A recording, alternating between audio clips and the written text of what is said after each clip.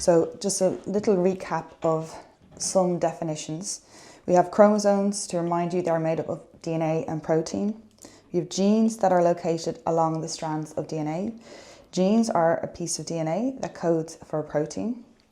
Diploid, it means two sets of chromosomes, and it can be represented by the letter number 2, small n. Haploid means one set of chromosomes, and it can be represented with the small n. So what's the difference between somatic cells and gametes? Every cell within our body is somatic cells that divides by mitosis and will have the same number of cells, except for our gametes. Our gametes divide by meiosis. So human cells are diploid, so the 2n is 46. All other cells, or all cells in the humans, have the same number. This is your somatic cells, except our gametes, which is your egg and sperm. They are haploid. Okay, so your gametes are the haploid cells of your egg and your sperm. Your diploid cells. Diploid cells are homologous. Homologous means that they are the same. So homologous chromosomes are a pair of chromosomes that are the same size, they contain the same gene, and those genes are in the same location or loci. Homologous chromosomes are going to be found in diploid pairs. So heterozygous and homozygous. Heterozygous means there's two different alleles of a gene, which could be big B, small b, big A, small a, so they're different, one capital, one lowercase. Homozygous. Homozygous means both of these alleles are the same. They could be big B, so that would be homozygous dominant, two small a's, homozygous recessive. They're going to be the same. So what are alleles? Our alleles are different forms of the same gene. So they usually two forms, which is dominant or recessive. So dominant is a capital letter and a small letter, and whatever the capital letter is, that will be what will be expressed. The smaller letter is recessive. It's not expressed, but you can pass that on. Recessive, so that's your lowercase. So recessive allele is masked by the presence of whatever that dominant allele is. So here's recessive, example of recessive homozygous. Locus means the position of the gene on a chromosome. The genotype is the genetic makeup, so big G, small g. The phenotype is the physical appearance. So here we have homologous chromosomes. They have the same genes in the same positions. So here we have gene locus for the location. Here we have a pair of alleles. We have a big A and a small a. So these would be heterozygous. Here we have these genes here. There's a big T and a small t. This is homozygous, dominant. Here we have a small or and a small or. They're the same, so they're homozygous, but they're small letters, recessive. And here we have another example of heterozygous, big B, small b. So this is heterozygous. They're different. One's capital, one's lowercase. So every trait is controlled by pairs of genes. So one gene will have come from our mom and one gene will have come from our dad. Okay, so in diploid organisms, chromosomes occur in pair. So pairs of our alleles are going to occupy the same locus of a homologous pair. Okay, so we're going to look at first in monohybrid cross. Mono means one trait, one feature. There's lots of crosses, and if you have the book, there's lots of examples here. So for the sake of this video, I'm not going to go through all of them. So I'm doing a select few, and then when we do the grind, I will go through all of them. So here's an example here, and I'm going to underline words. So I've got them done already, but I'm just going to go through points here and highlighting. So I would say to my students, when you are doing a cross, have a pen there ready, and you're going to underline key words that are there. So in rabbits, white coat, big W, is dominant over black coat, small w. Give the genotype and the phenotypes for the offspring of a cross involving two homozygous rabbits whose genotypes are big W, small w, small w. Okay, so let's just look at the information that they've given us. It's telling us white coat is dominant over black coat, and it's giving us the letter for white coat. So therefore, if the white coat is dominant, the recessive has to be the same letter. So that's why the black coat there is a small w. The genotype and the phenotype of the offspring. So the genotype, the genetic makeup, the phenotype, the physical appearance. What would happen if we cross two homozygous rabbits? So that means they're going to be the same, but one is dominant for white coat, one is recessive. Now I have a layout here. I like teaching my students that when you do a cross, on every single cross, you have this parental phenotype, parental genotype gametes, F1 genotype, F1 phenotype is their ratio. F1 for filial 1, so the first generation. So you can see here, parental phenotype, we crossed a white coat with a black coat. The parental genotype, 2 big W's for the white coat, 2 small W's for the black coat. The gametes, and I've got W and I've circled it, and I like circling it, and some of you, if you've already done this dihybrid crosses, we know that there can be a lot more letters, so we don't want to get the letters mixed up. I just myself, whatever I have here first on the left, I just put that myself down in this first box here. So here we have our Punnett square. So we have our big W, our 2 small W's. So when you cross a big W with a small w, we get big W, small w. So all of them, when you cross homozygous dominant with a homozygous recessive, all your genotype will be heterozygous, big W, small w. All the phenotype will be in this, whatever the dominant trait is, and this is white. And we have 100% will be white. So when you cross a homozygous dominant with a homozygous recessive, all your offspring will be heterozygous, and all will have the dominant phenotype of whatever that gene is. So in pea plants, this is the same, but it's done. I'm going to move on to the next one. Okay, so if you have the book, the question 4 is, in a species of plant, red flower colour is dominant to white. If a homozygous dominant plant is crossed the homozygous recessive plant, state A to G. So this would be a good question just to, maybe not an exam question, but a good question to get your head around the terminology. So what letter, so I've done here, so it's saying red flower is dominant to white flower. We're crossing a homozygous dominant plant is crossed with a homozygous recessive. So it's telling us that the red flower is dominant and the white flower is recessive. So you could do your little cross or your Punnett square here at the side. So the letter to represent red flower, big O, the genotype of the homozygous dominant pair, big O, big O. The phenotype of the homozygous dominant pair, so the physical appearance, red. The genotype of the gametes it produced, big O on its own, big O on its own.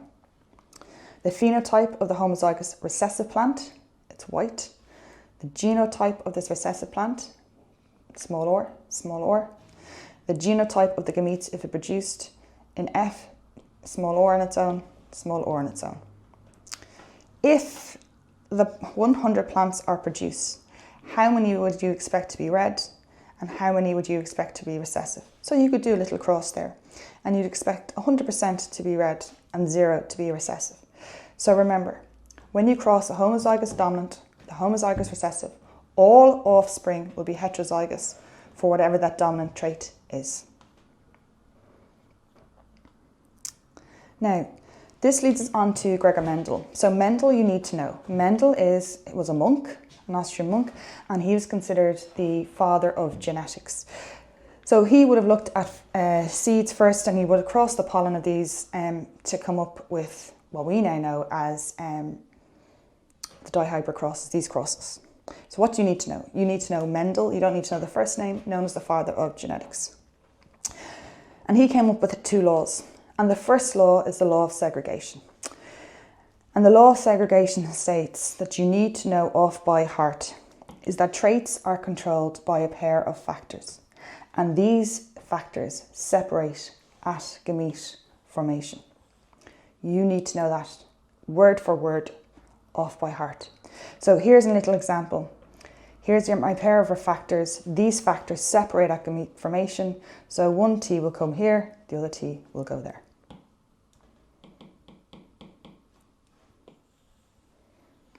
Okay, so explaining this law. So Tall plants and small plants are considered pure breeding because they have two alleles for the height, and they're either tall or small. So if you come across the term pure breeding, you know it's going to be homozygous for whatever that trait is. That's a little tip to carry on as you do this if you see the word pure breeding. So the F1 plants are not pure breeding. If they're not pure breeding, they are heterozygous. Okay, so they carry a dominant and a recessive trait. A dominant allele can express itself in the homozygous state and the heterozygous genotype. So if it's tall, it can be big T for tall, homozygous dominant, or big T, small t for tall, it's heterozygous. A recessive allele can only express itself in the homozygous genotype, small t, small t. So you need to know Mendel's first law, and they can ask you, what's the first law called? It's the law of segregation. So traits are controlled by a pair of factors. These factors separate at gamete formation. So let's look at an example now of another one. In flower beetle, the allele for black eye, big B, is dominant to the allele for pearl eye, small b. Show by means of a Punnett square the genotypes and the phenotypes, the F1 progeny that will result from crossing a heterozygous black-eyed beetle with a homozygous recessive pearl-eyed beetle. So remember now, they've given us here the letter here. They're telling us that the black eyes are dominant to pearl eyes. So that means pearl eyes will be represented by the letter B. It's telling us in the question that the black-eyed beetle is heterozygous, which means it's going to have the dominant allele and the recessive allele. But because it's heterozygous black eyes, it's the dominant trait that's expressed in the phenotype. So we are going to cross a black-eyed beetle with pearl eyes. My genotype for the black eyes is big B, small b, because the question says crossing a heterozygous black-eyed beetle.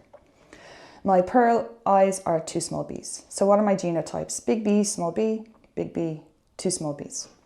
So when you cross this, I'd have big B crosses small b, big B, small b, big B crosses small b, big B, small b here. Small b, so these are two small b's. So we have two possible genotypes here. We have big B, small b for black eyes, or two small b's for pearl eyes. So we've crossed there heterozygous with homozygous. Is another example, again, the same letter. Brown eyes are dominant to blue eyes, which is true. So show by means of using a Punnett square the genotypes and the phenotypes of the ratios of the F1 progeny result from crossing heterozygous brown eyes. So we're crossing two heterozygous brown eyes. So brown eyes cross with brown eyes. These are heterozygous. So they have what is expressed is the brown eyes. What they have the recessive trait is blue eyes. So big B, small b. So upon gametes, so here's my gametes, and here's our cross, big B with cross with big B, we have two big B's. This is brown eyes, and this is homozygous dominant for brown eyes. Big B with small b, this person has brown eyes, but it's heterozygous for brown eyes. They express brown eyes, but they have the blue eye trait. And then we can see this one down here is two small b's. This individual has blue eyes. So if we're crossing brown eyes, so if you have two people that are heterozygous for brown eyes, you can see here the probability that so 75% chance that they'd have a brown-eyed student, that'd be weird, child, and 25% of blue eyes upon each fertilization. Incomplete dominance. So incomplete dominance. So neither allele is dominant or recessive with respect to one another. So both alleles can be equally expressed in the heterozygous genotype. If you see the word snapdragon flower or shorthorn cattle, you know your question is going to be incomplete dominance. Now it was in 2024. I doubt it's going to be 2025, but you could get asked in a class test. It's important. So here's our example. Flower colour in snapdragon shows incomplete dominance. The heterozygous condition, big O, small big O, big W, is pink. The phenotypes and the genotypes of the F1 generation crossed, between a red flower and a white flower. So red flower would be big O, big O. White flower is WW. So the key here is if you see pink, the pink will be big O and big W. So you're crossing here, my gametes for my red flower is 2 O's, my gametes for my white flower is 2 W's. So when you cross a red flower and a white flower, all your plants will be pink in incomplete dominance. Now, if you cross 2 pink flowers, what would your offspring be? So if you cross 2 pink flowers, your genotype is O, big W. Your gametes, big O, big W. For both. So then what would be your offspring? So if you did your Punnett square, 2 big O's, we have here red flower. Big O, big W, these are going to be pink. Big O, big W, these are going to be pink. And then we have WW, these are going to be white. So when you cross in incomplete dominance, if you cross a red flower with a white flower, all your offspring will be pink. When you cross 2 pink flowers, you're going to get 2 will be pink and 1 will be red and 1 will be white. So the other example of incomplete dominance is roan cow, where you cross a red cow with a white cow and you'll get a roan cow. Red cow can be 2 big O's, white cow 2 W's. Your roan cow will be ORW. Okay, so sex determination. So the nucleus of all somatic cells in the human body has 46 chromosomes, as we talked about before. So our chromosomes are matched up. Our chromosomes 23 determines if we're male or female. Female, we are of all XX chromosomes, X from our mom, X from our dad. Male, you are XY chromosomes, X from your mom, Y from your dad. So upon every egg that a woman releases each month, that egg will carry the X chromosome. So you could say that it's the male that determine what the sex of the baby will be. So you need to know XX is for female, XY is for male. And here's a very little simple cross. Show by means of a Punnett square why the father determines the sex of the child. So the male is XY, female XX. We cross X and X. We have a female, XY, male. So 50-50 each time. Dihybrid crosses. So Mendel went on to study the inheritance of 2 different characteristics. So this is why it's called a dihybrid cross. In fruit flies, black body is dominant over grey body and long wing is dominant over a short wing. A pure breeding, so remember I said this means homozygous. A pure breeding, black-bodied long-winged fly was crossed with a grey body short-winged fly. Find the genotypes and phenotypes you expect among the progeny. So, what's the phenotype that we're crossing? First, we're crossing black-bodied long-wing. We're crossing that with grey-body short-wing. Black-body long-wing is telling us it's homozygous. And it's already mentioned previously in the sentence above that the black body is dominant over the grey body and the long wing is dominant over the short wing. So my genotype will be big B, big L, big L. Grey body and short wing are recessive, so 2 small b's and 2 l's. Your only possible gametes here is big B, big B, big L. Your only possible gametes here is small b, small l.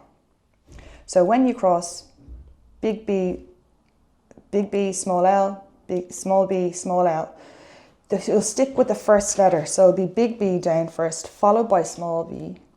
Then we have big L's followed by small l. You don't need to do that out so many times. You're still going to get the same answer. So your genotype is big B, big L, small l. So black-bodied and long wing. So both of these is homozygous dominant across the homozygous recessive, like the monohybrid one, all offspring are going to follow the dominant traits but be heterozygous. Here's another example, but I'll let you guys do that. Actually, no, we're going to do this. In flowers, tall stem is dominant over dwarf and red petal is dominant over white. A pure breeding homozygous tall red flower was crossed with the dwarf white flower. So what are the phenotypes and genotypes? So we're crossing tall red with dwarf white. So we're crossing homozygous dominant with homozygous recessive. Here's our gametes, only possible gametes. With your dominant, homozygous dominant and homozygous recessive, we'll just have the two. So we have big T, big or, small t, small or. So we're crossing big T with big T with big small t, so small here, big or here.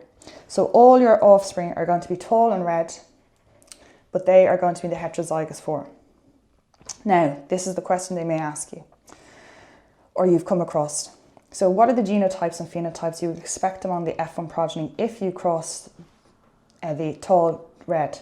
So if we're crossing the tall red, to get your genotypes, if I just do this here, big T, big or, small or.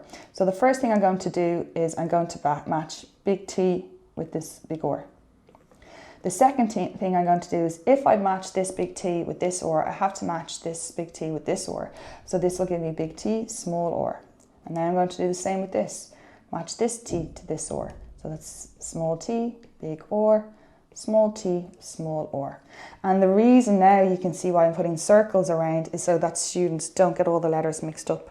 So we put them down the side. So if we go here, I've done some already. So if I follow this, I'm going big T, big or, big T, big or, small or, small t, big or, small t, big or, big or. I just go from left to right, some of you might go down. Big T, big or, small or, big T, small or, small t, big or, small t, or.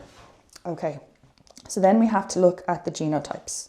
So I always write down the first genotype here, big T, or. And what does that represent? That represents it's tall and red. So this is where I get a different coloured pen. So how many of these are tall and red? So if we go through this, tall and red, tall and red, tall and red, tall and red, tall and red, tall and white, tall and red, tall and white, tall and red, tall and red, small, tall and red, tall and white. Okay, now how many blues have I got? 1, 2, 3, 4, 5, 6, 7, 8, 9. So I know now I'm onto the right track with this answer. So then I will go get a different coloured pen and I will go to the box that I haven't ticked. So I have here big T, small or. So my big T, small or represents the phenotype of tall and white. But how many tall and white do I have? So I picked this box here, we've already picked up. So this one, big T and small or, I know this is tall and white. So I go down to another box that I haven't come across. So I've done this one, I've done this one. This is tall, small and red, this is not, but this one here is tall and white, this is small. So how many that I have are tall and white? I have 3, I know I'm onto the right track. So now I would go to the next box that I haven't got a colour beside. And here I have this one. I just do different shapes or whatever's easier, well, whatever's easier for you. So I have small t, big or, and that represents small and red. But how many small and red plants have I got?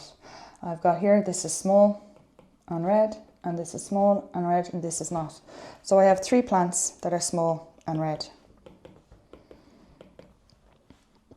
And I go to the very last one, 2 big T's, 2 small R's. This is small and white. And we have 1. So when you cross heterozygous with heterozygous in a dihybrid cross, you're going to get the ratio of 9:3 to 3:1. when you cross homozygous dominant with homozygous recessive in a cross, you're going to get all the offspring are going to be in the heterozygous form. So from these results, Mendel drew up his second law. His second law is the law of independent assortment. What is the law? It's that each member of a pair of factors can combine randomly with either member of another pair at gamete formation. So what does it mean? That genes for size and colour separate and recombine independently from each other. These genes are not linked. So during meiosis and gamete formation, homologous chromosomes can separate randomly. And this is what we were just doing there. Big T, big R, small r. And we had 4 different combinations there. Okay. So that's other examples. Here we have another one now. In the flower beetle, black eye is dominant to pearl eye. Brown body is dominant to sooty body. Show by means of a Punnett square the genotypes and phenotypes of the progeny of cross between a black-eyed brown beetle, which is heterozygous for both, with the pearl-eyed sooty beetle. Pearl-eyed sooty beetle, I know that's going to be homozygous recessive. So here we have our heterozygous cross with the homozygous recessive. So our black-eyed brown beetle is big B, small s, small s. Our pearl-eyed sooty beetle, small b, small s, small s. So I've just put for this one here my small b, small s here, and I put this. So when you cross heterozygous with homozygous recessive, you'll get the ratio 1 to 1 to 1 to 1. Homozygous dominant with homozygous recessive, all your offspring will be heterozygous. Heterozygous crossed with heterozygous, all your offspring will have the ratio of 9 to 3 to 1. Heterozygous crossed with homozygous, you'll get the ratio of 1 to 1 to 1 to 1. Now, linkage means that both genes are present on the same chromosome. So here you can see we have linked genes here. So they're present. So we have A to A. So these are not linked. They're on this chromosome. We can say A is not linked to A here, but we can say here B is linked to D here. So linkage does not show independent assortment. So remember, independent assortment is your ratio of 9 to 3 to 1, 1 to 1 to 1 are all. Linked genes do not show this. Linked or linkage brings around less variation. So we do not get this ratio here. So here this is showing that B is linked to D, and this is homozygous for, dominant for whatever the B and the D trait is, and this is B is linked to small d here.